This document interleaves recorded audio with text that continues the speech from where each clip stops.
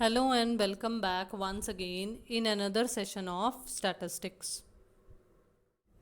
देखिए आज के मेरे सेशन में मैं बेसिकली दो टॉपिक्स कवर करूंगी और उन दोनों टॉपिक्स के जरिए मेरी कोशिश रहेगी कि जो मेजर्स ऑफ सेंट्रल टेंडेंसीज वाला कंसेप्ट या उसके कुछ जो रिमेनिंग कंसेप्ट्स हम कवर कर रहे हैं अब साइड बाय साइड उन्हें हम आज कंप्लीट कर दें। मतलब ये arithmetic mean median and mode वाला कंसेप्ट जो है वो हमारा आज कंप्लीट हो जाएगा। तो देखते हैं कि आज सबसे पहले जो एक कंसेप्ट है वो क्या है। देखिए आज का जो हमारा नंबर 1 पर कंसेप्ट है वो है ग्राफिक डिटर्मिनेशन ऑफ मीडियन। वैसे तो ये टॉपिक मैं आपको एक बार समझा चुकी हूं ओजाइव कर्व्स के थ्रू, लेकिन हमने इसका कोई एक्सक्लूसिव क्वेश्चन जिसमें स्पेसिफिकली हमें लिखा हो कि भाई मीडियन कैलकुलेट करो, ऐसा हमने नहीं किया है। तो मैंने आज के इस सेशन में एक क्वेश्चन ऐसा लिया है जिसमें मैं आपको ग्राफिक डिटर्मिनेशन ऑफ मीडियन एक बार और अच्छे से समझा सकूं। तो देखिए जिस तरह से हमने मोड के केस में समझा था कि मोड को ग्राफिकली हिस्टोग्राम्स के जरिए कैलकुलेट किया जा सकता है, बिल्कुल इसी तरीके से जो मीडियन होता है जो कि एक तरीके से मिड वैल्यू होती है हमारी सीरीज की, मीडियन को हम ग्राफिकली भी डिटरमाइन कर सकते हैं, पता लगा सकते हैं। ग्राफिक के जरिए भी, ग्राफ के जरिए भी इसकी लोकेशन हम पता लगा सकते हैं। अब ये कौन से ग्राफ के थ्रू पता लगती है, ये अभी अभी मैंने शायद जिक्र भी किया है। हम इन्हें ओजाइव कर्व्स के जरिए पता लगा सकते हैं। अब इसे ओजाइव कर्व्स के थ्रू पता लगाने के लिए देखो फर्दर अलग अलग तरह की सीरीज होती हैं कि या तो हम मोर देन ओजाइव बनाकर, जैसे मैंने यहां मोर देन सीरीज लिखा है, तो या तो हम मोर देन ओजाइव्स बनाकर मीडियन की कैलकुलेशन कर सकते हैं, या हम लेस देन ओजाइव बनाकर फिर मीडियन की लोकेशन फाइंड आउट कर सकते हैं, या हम दोनों का इस्तेमाल कर कर मीडियन की लोकेशन फाइंड आउट कर सकते हैं। मैंने एक ही ग्राफ में आपको तीनों पॉइंट्स समझाने की कोशिश की है कि by using more than ogive, by using less than ogive या बाय यूजिंग बोथ। तो देखो सबसे पहले हम जल्दी से अपना क्वेश्चन देख लेते हैं कि क्या है। हमें क्लास इंटरवल बता रखा है 0 to 10, 10 to 20, कुछ इस तरह से 50 to 60 तक। हमें फ्रीक्वेंसी बता रखी है 3, 10, 20, 7, 6 एंड 4 तक। ये हमें फ्रीक्वेंसीज बता रखी हैं, फ्रीक्वेंसी की वैल्यू हर रिस्पेक्टिव क्लास इंटरवल के लिए हमें दी हुई है। देखो मैंने आपको टाइप्स ऑफ सीरीज जब करवाई थी तब आपको किस तरह से हम मोर देन सीरीज और किस तरह से लेस देन सीरीज में कन्वर्ट कर सकते हैं हमारे डेटा को, ये बहुत अच्छे तरीके से समझाया है। तो अगर मैं मोर देन सीरीज में सबसे पहले कन्वर्ट करूं तो मैंने आपको क्या समझाया था कि जब भी मोर देन वाली बनानी है तो ये वाली लाइन उठानी है। देखो मैंने यही लिखा है ना, more than 0, more than 10, more than 20, more than 30, 40 and 50।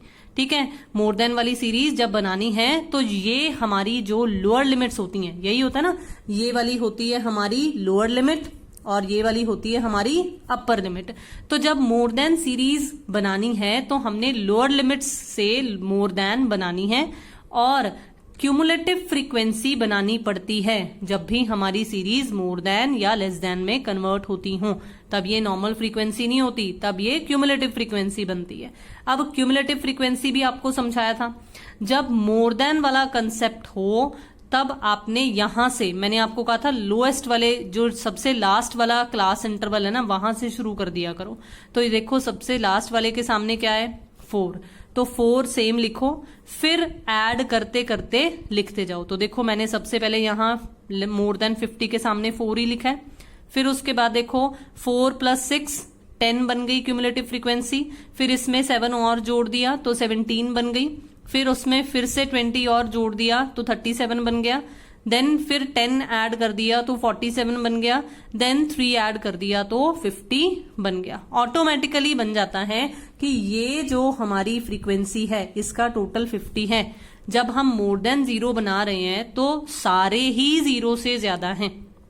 जब हम मोर देन 10 बना रहे हैं तो इस इंटरवल में कवर होने वाला 3 था, तो 3 के अलावा बाकी जो हैं वो सारे 10 से ज्यादा हैं, तो ऑटोमेटिकली 47 बन जाता है, 3 कम हो जाएंगे। बिल्कुल इसी तरीके से जब मोर देन 20 है तो देखो 13 कम हो जाएंगे तो 37 आ जाएगा। तो जैसे आपको समझ में आता है आप वैसे बना सकते हो, बट मेरे हिसाब से यही सबसे इजी है कि हम ये लास्ट वाला सेम रख लें, फिर उसके बाद ऐड कर कर देखते जाएं। बस याद यही चीज रखनी है कि ये जो टॉप मोस्ट हमारी क्यूमुलेटिव फ्रीक्वेंसी है इसका टोटल हमेशा हमारे इस फ्रीक्वेंसी के टोटल के बराबर आना चाहिए। अब अगर मैं लेस देन सीरीज की बात करूं तो लेस देन सीरीज में मैंने आपको जैसे मोर देन में समझाया कि लोअर लिमिट्स का इस्तेमाल करना है, तो लेस देन वाली में जब कन्वर्जन करना है तो अपर लिमिट्स वाले का इस्तेमाल करना है। तो less than 10, less than 20, 30, 40, 50 and 60, कुछ इस तरह से। ठीक है, अब जैसे इसमें आपको कहा था कि सबसे लास्ट वाले की क्यूमुलेटिव फ्रीक्वेंसी वाली ही लिख देनी है, सेम लिख देना है। बिल्कुल इसमें क्या करना है, इसमें पहले वाली सेम लिख देनी है। फिर से मैं कहूंगी कि जैसे मैंने आपको टाइप्स ऑफ सीरीज में जब ये कन्वर्जेंस एंड ऑल समझाया हुआ है, ये सारा का सारा कंसेप्ट आपको बिल्कुल उसी तरीके से उन्हीं रूल्स को फॉलो करते हुए हमने लेस देन सीरीज में कन्वर्जन कर लेनी है। सो 3 plus 10 13, 13 plus 20 33, 33 and 7 40, then 40 plus 6 46, then 4 add कर देंगे तो ये भी वही टोटल लास्ट वाली क्यूमुलेटिव फ्रीक्वेंसी का आ रहा है जो हमारी एक्चुअल फ्रीक्वेंसीज का टोटल है। तो मुझे उम्मीद है कि ये समझ में आ गया आपको कंसेप्ट। अब देखो बहुत ही ध्यान से, अगर हमें सिर्फ मोर देन सीरीज के अकॉर्डिंगली मीडियन कैलकुलेट करने के लिए कहा गया हो तो हमने कैसे बनाना है। अगर हमें सिर्फ लेस देन सीरीज के अकॉर्डिंगली कहा गया हो तो क्या करना है। तो जल्दी से ग्राफ पेपर पर देखते हैं कि इन पॉइंट्स को कैसे प्लॉट किया जाएगा। देखो कुछ इस तरह से अगर हम ग्राफ्स पर प्लॉट करेंगे हमारे पॉइंट्स तो कुछ इस तरह का हमारा ग्राफ दिखेगा। जैसे लेट सपोज अगर आपको लेस देन सीरीज के अकॉर्डिंगली कहा जाता है तो आप सिर्फ ये जो लेस देन वाली मेरी लाइन है कुछ इस तरह से लेस देन ओजाइव बनाओगे, जिसमें 10 पर सबसे पहले तो मैं आपको ये बात बता देना चाहती हूँ, वैसे तो मैंने आपको समझाया हुआ है ग्राफिक प्रेजेंटेशंस में। ये वाई एक्सिस है, इस पर मैंने फ्रीक्वेंसी शो की है। इसमें हर एक बॉक्स जो है वो 10-10 का गैप शो कर रहा है। ये हमारी एक्स एक्सिस है, इसमें हर बॉक्स जो है वो 5-5 का गैप मैंने शो किया है ताकि आपको इजीली समझ में आ जाए कि किस तरह से हमारी मीडियन की वैल्यू निकली है। कई बार बीच में पॉइंट्स में आता है तो इन बिटवीन लाइंस समझ में नहीं आती है, तो इसलिए मैंने हर एक बॉक्स को 5-5 का गैप दिया है। अब देखो लेस देन सीरीज के अकॉर्डिंगली अगर मैं लेस देन ओजाइव कर्व बनाऊं तो 10 पर 3 था, क्यूमुलेटिव फ्रीक्वेंसीज को प्लॉट करना है।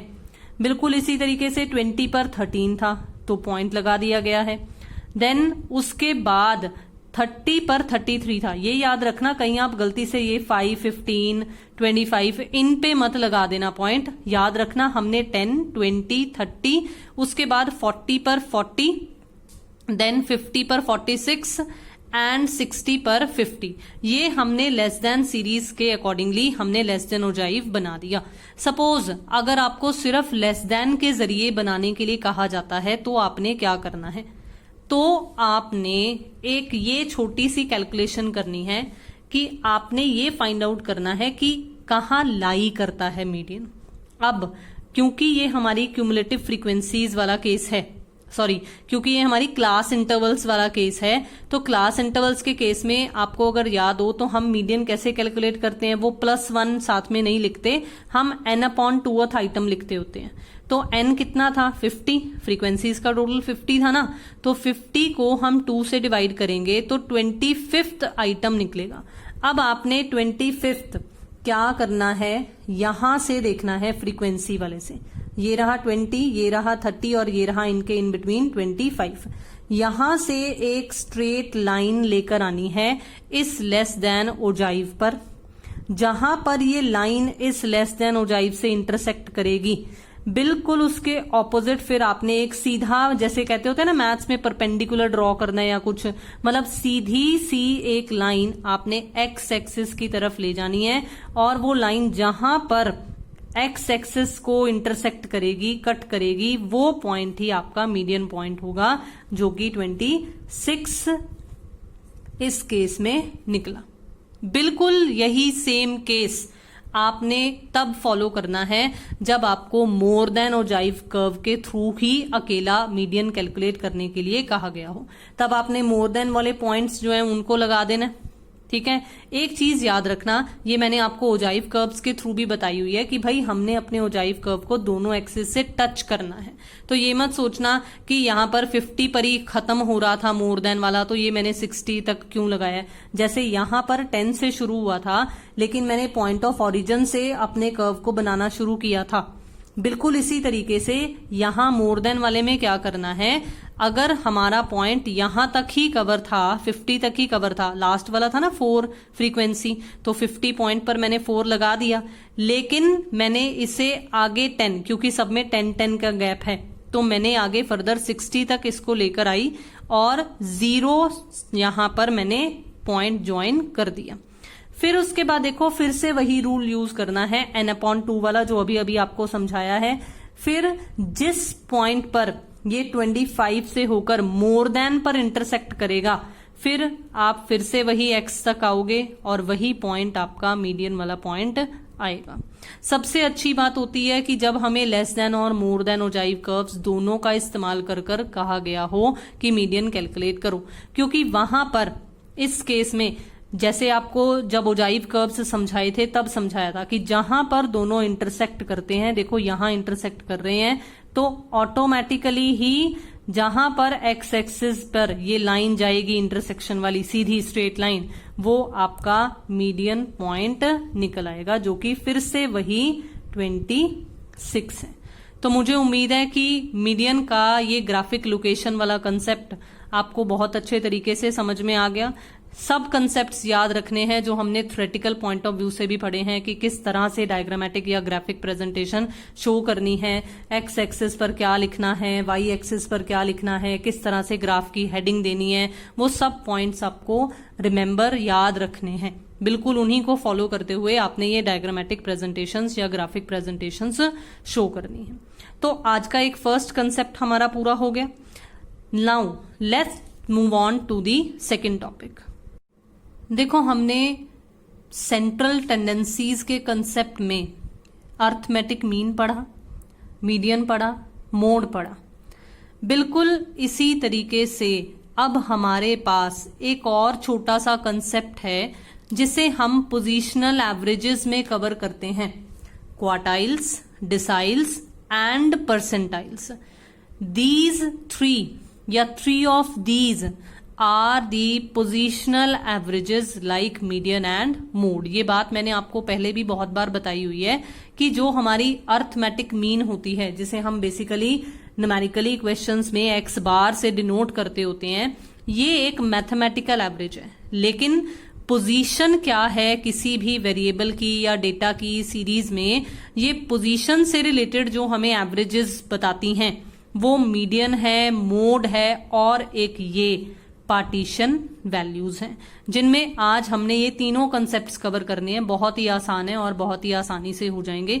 अच्छी बात तो मैं कहती हूं तब होती जब ये ड्यू टू कोविड-19 अगर मीन डेविएशन का कंसेप्ट हमारे सिलेबस में से कट ना हुआ होता, लेकिन क्योंकि ड्यू टू दिस पैंडेमिक बहुत चेंजेस किए गए हैं सिलेबस में, तो इसलिए ये आपको अब मीन डेविएशन में तो नहीं यूज होंगी, लाइक क्वार्टाइल्स जो है वो ज्यादातर वो यूज होने थे, मीन डेविएशन में नहीं यूज हो पाएंगे क्योंकि हमने ये कंसेप्ट नहीं करने हैं। इंटर क्वार्टाइल रेंज या क्वार्टाइल डेविएशंस, ये कंसेप्ट अब हमें नहीं है, हमें कट हो चुका है ये कंसेप्ट। लेकिन फिर भी क्योंकि इंडिविजुअल लेवल्स पर ये पता होने चाहिए, छोटा कोई क्वेश्चन आ सकता है, तो इसलिए हमें इनके मीनिंग्स जरूर पता होने चाहिए कि क्वार्टाइल्स क्या होते हैं, डिसाइल्स क्या होते हैं और परसेंटाइल्स क्या होते हैं। तो देखो बेसिक मीनिंग अगर हम पार्टीशन वैल्यूज का समझें तो क्या होता है। Partition values divide the series in more than 2 parts. देखो मैंने आपको कहा मीडियन, हम मीडियन से ही रिलेट करेंगे इनको क्योंकि ये मीडियन से ज्यादा क्लोजली रिलेटेड है। मीडियन जो था वो मिड वैल्यू थी, वो किसी भी सीरीज को कितने इक्वल पार्ट्स में डिवाइड करता था, 2 इक्वल पार्ट्स में। यही होता था ना कि जितनी एक मिड पॉइंट निकलता था उसके असेंडिंग ऑर्डर में भी एक ही, मतलब उतनी ही नंबर ऑफ सीरीज होती थी जितनी उससे हायर वाली होती थी। ऐसा ही कंसेप्ट होता था ना। तो यहां पर आपको यही कंसेप्ट बताया गया है कि ये जो पार्टीशन वैल्यूज हैं ये 2 से ज्यादा पार्ट्स में डिवीजन करती हैं, क्योंकि 2 वाला तो मीडियन है, तो जो ज्यादा में डिवाइड कर रही हैं वो हैं क्वार्टाइल्स, डिसाइल्स और परसेंटाइल्स। तो सबसे पहले हम बात करते हैं क्वार्टाइल्स की कि क्वार्टाइल्स क्या होता है। अगर आपने नाम सुना हो तो क्वार्टर का मतलब होता है चौथा हिस्सा। क्वार्टर का मतलब क्या होता है? चौथा हिस्सा। तो these are the values that divide given data into quarters. तो क्वार्टाइल्स का मतलब एक तरीके से वो पोजीशनल एवरेज है जो किसी भी गिवन डेटा को 4 इक्वल भागों में बांट देंगी। देखो जैसे मैं सबसे अच्छी एग्जांपल देकर आपको बताऊं, मान लो एक लाइन है, ये हमने इस लाइन के 4 हिस्से करने हैं। क्वार्टर मतलब 4 हिस्से करने हैं। तो 1 2 3। तो देखो एक ये पार्ट, एक ये पार्ट, एक ये और एक ये, 4 पार्ट्स हो गए ना। लेकिन मैंने लाइंस कितनी लगाई? मैंने लाइंस लगाई सिर्फ 3 लगाई ना। तो दैट मीन्स कि हम इन क्वार्टाइल्स के अंडर जो क्वार्टर्स कैलकुलेट करेंगे वो हैं 3 क्वार्टर्स, क्योंकि इन 3 क्वार्टर्स के जरिए ही, मतलब वैसे तो क्वार्टर का मतलब होता है 4 इक्वल पार्ट्स, लेकिन इसमें हम 1 कम कर देंगे। क्यों? क्योंकि वो 3 क्वार्टर्स ही हमारी गिवन डेटा को 4 इक्वल हिस्सों में बांट देंगे।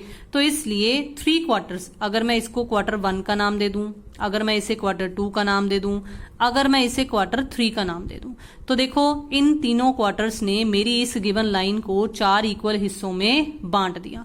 अगर मैं आपको कहूं एक बार ये Q1 और Q3 भूल जाओ, सिर्फ Q2 पर नजर डालो, तो देखो ये जो Q2 है वो 2 इक्वल हिस्सों में बांट रहा है ना, क्योंकि जितना हिस्सा Q2 के इधर वाली साइड है उतना ही हिस्सा Q2 के इधर वाली साइड है। अब आप थोड़ा सा रिकॉल कर देखो वो कौन सी चीज हमने पढ़ी हुई है जो कि मिड में आती थी, जिसके दोनों साइड्स इक्वल पार्ट होते थे, वो क्या था? मीडियन। तो इसलिए ये देखो यहां नोट भी लिखा हुआ है कि Q2 मीडियन के बराबर होता है। तो हमें बेसिकली जो हमें प्रैक्टिकल न्यूमेरिकल क्वेश्चंस आ सकते हैं क्वार्टाइल्स की कैलकुलेशन के, वो आ सकते हैं Q1 और Q3 से रिलेटेड। तो देखो क्योंकि ये भी एक पोजीशनल एवरेज है, तो इसलिए जैसे हम मीडियन के केस में कहते थे कि भाई अरेंज कर लो डेटा को एक ऑर्डर में, जनरली असेंडिंग ऑर्डर में, तो इसमें भी ऐसा ही कंसेप्ट रहेगा कि जो भी क्वेश्चन आपको दिया गया है आपको पहले उसे एक ऑर्डर में अरेंज करना पड़ेगा। फिर उसके बाद जैसे मीडियन के केस में इंडिविजुअल और डिस्क्रीट सीरीज के लिए फॉर्मूला एक सा यूज होता था और कॉन्टिन्यूस सीरीज के लिए थोड़ा सा अलग यूज होता था, ये +1 नहीं लगता था। बिल्कुल वही सेम कंसेप्ट है। देखो बिल्कुल वही फॉर्मूला है ना, अगर ध्यान से देखो तो मीडियन में क्या होता था? n+1/2 होता था, लेकिन क्योंकि इसमें क्वार्टर है, क्वार्टर मतलब चौथा हिस्सा, तो 2 को रिप्लेस कर दिया है 4 ने, बाकी सब वही फॉर्मूला रहा है। लेकिन जब हमने Q1 कैलकुलेट करना है तो सिंपली ऐसे कैलकुलेट हो जाएगा। किस केस में? इंडिविजुअल या डिस्क्रीट सीरीज के केस में। मतलब एक तो वो अकेली हमारी व्यक्तिगत श्रृंखला जो होती है वो वाली, और एक डिस्क्रीट मतलब जिसमें x के साथ हमें f फॉर फ्रीक्वेंसी भी दी हुई होती है। इन दोनों सीरीज के केस में हमने ये फॉर्मूले यूज करने हैं। मैंने अभी ऑलरेडी आपको बता दिया कि हम ज्यादा स्ट्रेस जो देंगे वो Q1 और Q3 पर देंगे। तो देखो जब Q1 के लिए हमने कैलकुलेट करना शुरू करना है तो Q1 कहाँ लाई करेगा? n+1/, मैंने क्या समझाया अभी? 2 को क्या रिप्लेस कर देगा? 4। मीडियन में 2 यूज होता था यहाँ पर, लेकिन क्वार्टाइल में यहाँ पर 4 यूज होगा, तो n+1/4th आइटम। ठीक है। जहां पर आपने Q3 कैलकुलेट करना है तो ज्यादा कुछ नहीं है, बस सेम यही फॉर्मूला है, 3 से मल्टीप्लाई कर देंगे। तो 3 टाइम्स जब कर देंगे तो वो Q3 के लिए कौन सी आइटम है वो निकल आएगी। ठीक है। फिर देखो अगर कॉन्टिन्यूस सीरीज है तो उस केस में क्या है? +1 हट गया, बाकी सब कुछ सेम रहा है। जैसे Q1 था n+1/4 है तो +1 हटा दिया तो n/4 रह गया। बिल्कुल इसी तरीके से Q3 निकालना है तो देखो +1 हटा दिया, रेस्ट सेम है, वही 3 से मल्टीप्लीकेशन और वही n+4 रह गया। लेकिन अगर आपको याद हो तो मैंने मीडियन के केस में आपको ये समझाया हुआ है कि जो इस तरह से आंसर निकलता होता है वही हमारा एक्चुअल आंसर नहीं होता है, हमें सीरीज में से फिर फाइंड आउट करना पड़ता है। तभी यहां लिखा हुआ है लाइज इन, इक्वल टू नहीं लिखा हुआ। अब इक्वल टू कॉन्टिन्यूअस सीरीज के लिए क्योंकि एक एक्स्ट्रा फॉर्मूला यूज होता है, तो देखो क्या आपको ये देखने पर मीडियन के फॉर्मूले के जैसा नहीं लग रहा? अगर आप सिर्फ Q1 को ही एक बार देखो तो फिर फर्क देखो क्या है, जो अभी अभी मैंने आपको बताया कि 2 की जगह पर 4 आ जाएगा, तो बिल्कुल देखो वही चीज है, L1 plus n/4 minus CF/F multiply by I, ये क्या निकलेगा? Q1 की वैल्यू निकलेगी। लेकिन जब हमने Q3 के लिए कैलकुलेशन करना है तो पहले तो Q3 लाई कौन से क्लास इंटरवल में कर रहा है ये पता लगा लो। ये पता लगाने के बाद आपने क्या करना है, Q3 L1 प्लस 3n/4, क्योंकि यहां पर n/4 Q1 के लिए है, यहां पर हमने 3 टाइम्स लेना है क्योंकि Q3 है, तो यहां पर 3n/4 हो जाएगा। बाकी रेस्ट फॉर्मूला सब सेम रहेगा, लेकिन यहां पर कैलकुलेशन जिस क्लास इंटरवल में Q3 लाई करता है उसके अकॉर्डिंगली की जाएगी। ये नहीं कि जो लोअर लिमिट आपने यहां Q1 में ली है वही यहां पर ले लेनी है, वो रॉन्ग हो जाएगा फिर। ठीक है, अब एक बार इसका एक सिंपल सा प्रैक्टिकल क्वेश्चन देखते हैं जो कि क्वार्टाइल्स पर ही बेस्ड है। देखो इस सेशन में मैंने आपको समझाने के लिए इंडिविजुअल सीरीज की मदद ली है।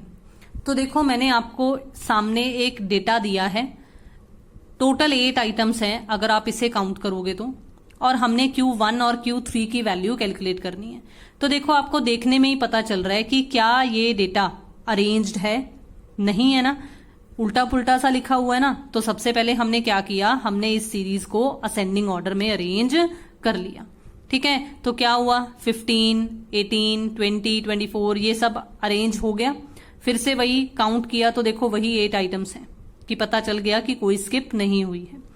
अब देखो Q1 कहाँ लाई करेगा, जैसा आपको मैंने अभी अभी समझाया, मीडियन का याद रखो n+1/2 होता है, लेकिन यहां पर 2 की जगह पर 4 कर दो, तो n+1/4 फोर्थ आइटम, तो 8+1/4, n का मतलब नंबर ऑफ आइटम्स होता है, तो 8+1/4 9/4, और देखो पॉइंट्स में आंसर आया है 2.2 फिफ्थ आइटम।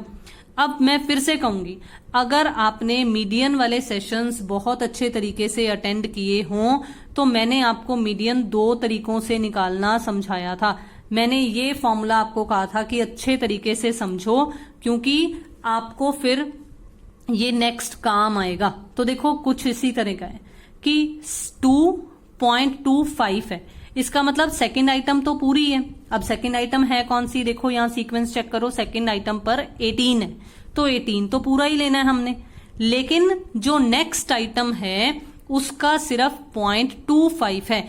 लेकिन नेक्स्ट आइटम कैसे लेनी होती है, नेक्स्ट आइटम से सेकंड आइटम का कितना डिफरेंस है, difference of third and second item. तो ये देखो कुछ इस तरह से कैलकुलेट होगा, 0.25 multiply by third item minus second item. अब थर्ड आइटम कितनी है 20 और सेकेंड आइटम कितनी है 18, तो 20 माइनस 18 2 निकल आएगा, जिसका आप 2.5 करोगे जो कि 0.5 आएगा, और आपकी Q1 की जो वैल्यू है वो 18.5 निकल आएगी। बिल्कुल इसी तरीके से हम Q3 कैलकुलेट करेंगे। देखो सेम वही फॉर्मूला है, सिर्फ 3 से मल्टीप्लीकेशन है जब Q3 कैलकुलेट करना है। तो दैट मीन्स मैं 2.25 को ही सीधा 3 से मल्टीप्लाई कर सकती हूँ। अगर ऐसा लिखना चाहूं तो ऐसे भी लिख सकती हूँ। तो मेरे पास इस बार जो क्वार्टाइल 3 है वो कहाँ लाई करता है 6.75 पर। तो अब एक बार यहीं से देखो, 6th आइटम कौन सी है 28, और क्योंकि 0.75 है तो 0.75 के लिए क्या किया जाएगा, नेक्स्ट आइटम से 6th आइटम का डिफरेंस देखा जाएगा, जिसका 0.75 कैलकुलेट किया जाएगा कि कितना हिस्सा बनता है। तो देखो कुछ इस तरह से कैलकुलेशन होगी। 28 तो पूरा ही आ गया, लेकिन 0.75 के लिए हमने 7th और 6th आइटम का डिफरेंस लिया है, जो कि फिर से 2 है। तो 0.75 को मल्टीप्लाई कराएंगे 2 से तो 1.5 और 28 में ऐड करेंगे तो Q3 की जो वैल्यू है वो 29.5 निकलेगी। तो मुझे उम्मीद है कि ये क्वार्टाइल किस तरह से निकला ये आपको बहुत अच्छे तरीके से और बहुत ही आसानी से समझ में आ गया। अब देखो, अब जो नेक्स्ट पार्टीशन वैल्यू है वो है डिसाइल, जिसे दशमक कहा जाता है। वो क्वार्टाइल था, मतलब चौथा हिस्सा, चतुर्थक, लेकिन ये डिसाइल है यानी कि दशमक। अब देखो, जैसे उसमें वो 4 हिस्सों में बांट रहा था, यहां पर डिसाइल डेका मतलब 10 होता है ना, तो they sort data into 10 equal parts, मतलब दीज वैल्यूज, ये जो डिसाइल्स होते हैं वो किसी भी सीरीज को, गिवन सीरीज को या गिवन डेटा को 10 इक्वल पार्ट्स में डिवाइड कर देते हैं। अब देखो, जैसे क्वार्टर में मैंने आपको कहा था कि 4 होता है क्वार्टर का मतलब, लेकिन आपको क्वार्टाइल्स कितने बताए थे मैंने? 3, एक कम। बिल्कुल इसी तरीके से देखो डिसाइल्स के लिए भी एक कम, यानी कि देयर आर 9 डिसाइल्स। कैसे? फिर से मैं कहूंगी, एक देखो, एक स्ट्रेट लाइन सी ड्रॉ कर लो। अगर आप इसको 10 इक्वल पार्ट्स में डिवाइड कर कर देखोगे तो ये जो आपकी ऐसे लाइंस लगेंगी वो ना 9 ही बनेंगी। डिवाइड कर कर देख लेना, ट्राई कर कर देखना इक्वल पार्ट्स में, तो ये 9 ही बनेंगी। तो डिसाइल्स भी एक कम। D1 अगर कैलकुलेट करना है, अब देखो बहुत ही ध्यान से, इंडिविजुअल और डिस्क्रीट सीरीज के लिए बिल्कुल सेम वही फॉर्मूला है।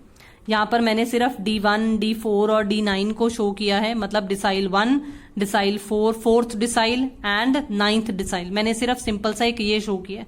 लेकिन आपको अगर कोई और भी कैलकुलेट करने के लिए कहा गया है तो आप बिल्कुल उसी तरीके से फॉर्मूले में चेंजेस लेकर आ सकते हैं। देखो बहुत ही ध्यान से, जब मैंने D4 कैलकुलेट करना था तो मैंने यहां 4 से मल्टीप्लाई कर दिया, जब मैंने D9 कैलकुलेट करना था तो मैंने 9 से कैलकुलेट कर दिया। एंड वन थिंग मोर, देखो जब क्वार्टाइल कैलकुलेट करना था तो मैंने आपको कहा था मीडियन के 2 को 4 से रिप्लेस कर दो। अब इसमें क्या है? डिसाइल, डिसाइल का मतलब क्या होता है? 10। तो यहां पर आपने किससे रिप्लेस करना है? 10 से। रेस्ट सब कुछ सेम है। बिल्कुल इसी तरीके से जब कॉन्टिन्यूस सीरीज के केस में कैलकुलेशन करनी है तो आपने ये +1 हटा देने हैं, बाकी सब कुछ वही सेम है। बस याद यही रखना है कि डिसाइल्स के केस में नीचे डिनोमिनेटर में 10 आएगा, क्वार्टाइल्स के केस में नीचे डिनोमिनेटर में 4 आएगा और मीडियन के केस में 2 आता होता है। ठीक है। अब अगर इसको फर्दर अगर हमने कैलकुलेट करना हो तो देखो यही हल्का सा चेंज जो मैंने सिर्फ D1 के थ्रू आपको समझाया है, अगर D4 के अकॉर्डिंगली कैलकुलेट करना हो तो देखो क्या बनेगा। जिस क्लास इंटरवल में D4 लाई कर रहा है वहां की lower limit plus 4n/10 minus CF/F multiply by I। तो देखो सारा का सारा फॉर्मूला यही है, सेम है, सिर्फ हल्का हल्का सा चेंज है और कोई फर्क नहीं है। अब देखो अगर मैं बात करूं परसेंटाइल की, तो जैसे चतुर्थक यानी कि क्वार्टाइल 4 इक्वल पार्ट्स में डिवाइड कर रहा था, जैसे डिसाइल 10 इक्वल पार्ट्स में डिवाइड कर रहा था, परसेंटाइल परसेंटेज से बना हुआ है। और अगर हम परसेंटेज की बात करते हैं तो हमारे दिमाग में सबसे पहले 100 आता होता है। तो यहां पर ये जो परसेंटाइल नाम की पोजीशनल वैल्यू है वो डेटा को कितने भागों में बांटेगी? वो 10 इक्वल पार्ट्स में इसे डिवाइड करेगी, बांटेगी। ठीक है। अब देखो मैंने इसे एक्सप्लेन नहीं किया है, लेकिन मैंने बहुत ही सिंपल से तरीके से लिख दिया है कि जैसे हमने अर्लियर पार्टीशन वैल्यूज डिस्कस की हैं बिल्कुल उसी तरीके से ही किया जाएगा। सिर्फ डिनोमिनेटर को हमने किससे रिप्लेस कर देना है? 100 से रिप्लेस कर देना है। ठीक है। तो मुझे उम्मीद है कि बहुत आसानी से ये समझ में आ गया। एक छोटा सा सिंपल सा क्वेश्चन देखते हैं, फिर उसके बाद आपको कुछ इंपॉर्टेंट नोट्स सा दिखाऊंगी।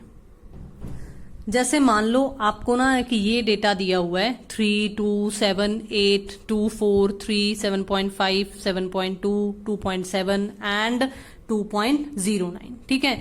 अब आपको ना इसके बेसिस पर लेट्स सपोज कि D2 कैलकुलेट करना है।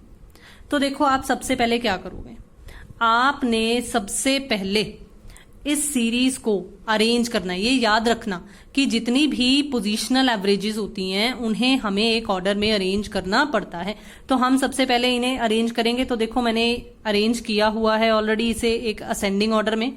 अब अगर मुझे D2 कैलकुलेट करना है तो कैसे कैलकुलेट किया जाएगा? मैंने अभी अभी आपको क्या समझाया, ये इंडिविजुअल सीरीज है तो यहां पर +1 साथ में लगेगा और 10 से डिवाइड होगा क्योंकि डिसाइल है, और क्योंकि ये 2 है तो हमने यहां पर 2 से मल्टीप्लाई कर देना है।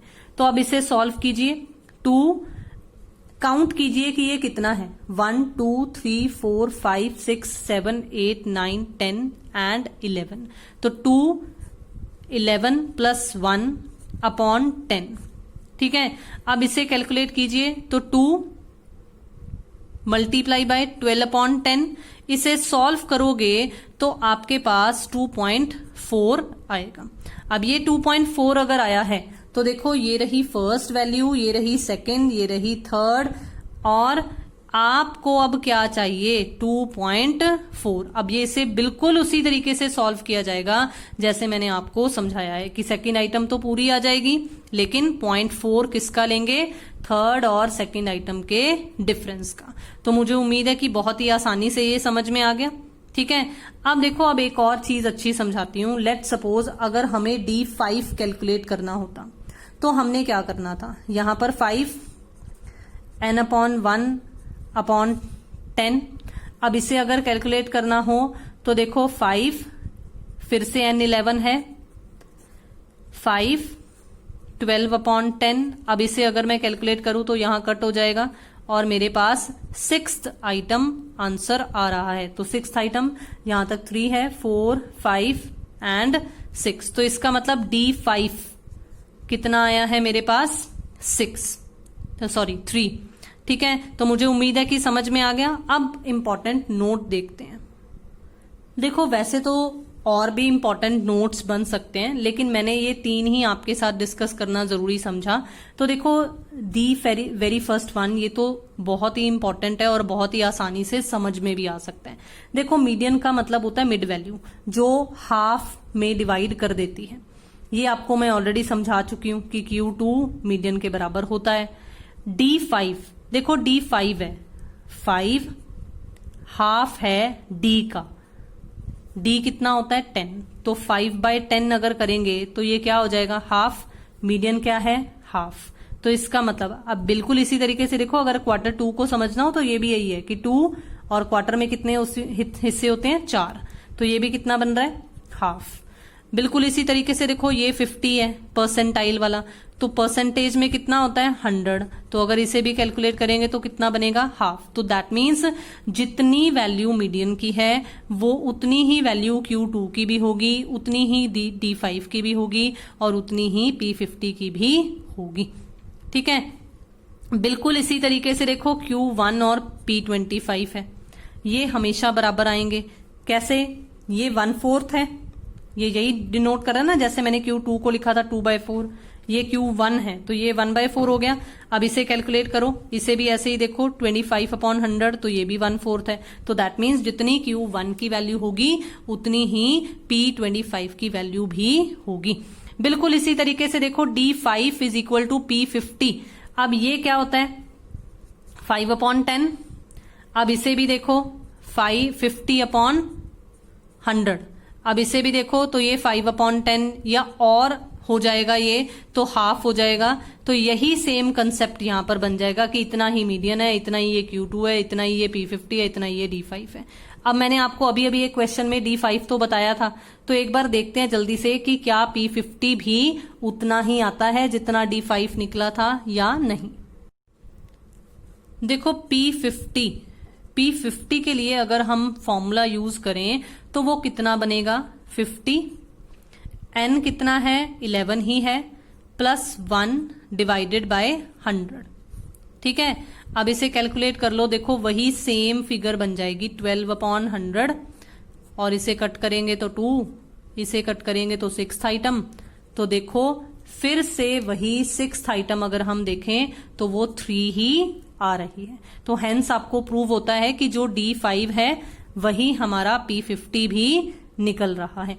तो मुझे उम्मीद है कि आज का जो हमारा ये सेशन रहा, जिसमें बेसिकली मैंने 2 टॉपिक्स कवर किए और अपना ये मेजर्स ऑफ सेंट्रल टेंडेंसीज वाला कंसेप्ट आपको समझाने की कोशिश की, कंप्लीट करवाया, वो आपको बहुत अच्छे तरीके से समझ में आया होगा।